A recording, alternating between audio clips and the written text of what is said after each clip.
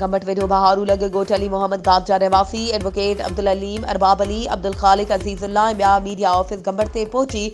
Media सां ॻाल्हाईंदे चयो त असां SSP खरपुर खे बि ॿुधायो ऐं DAG सखर के भी लिखत में ॾिनो, जंहिं ते SSP खरपुर समीउल्लाह सुमरो असांजे साम्हूं SHO फल्लू फयाज़ अब्बासी खे चयो त पुलिस जो कमु नाहे त हिक धुर थी वंगार वहे, पर SHO फयाज़ अब्बासी SSP खरपुर जो हुकुम में थुॾे छॾियो ऐं चयो त SSP खरपुर कोर्ट खां बालातर नाहे ऐं मूंखे कोर्ट जो हुकुम आहे, जंहिं ते SHO फुल्लू ऐं SHO बहारू जूं मोबाइलूं साण करे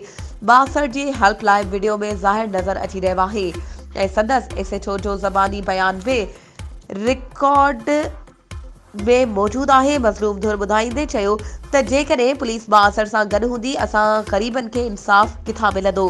असां बहारू वासिन IG Sindh DIG Sukkur commissioner Sukkur deputy commissioner Khairpur SSP Khairpur station जज खैरपुर ऐं मुख्तियार गंबट खां इहो मुतालबो था करियूं त शफ़ाफ़ इंक्वायरी कराए रिकॉर्ड चेक करायो वञे। वधीक ख़बरुनि ऐं अपडेट्स जे लाइ असांजे चैनल खे सब्सक्राइब कयो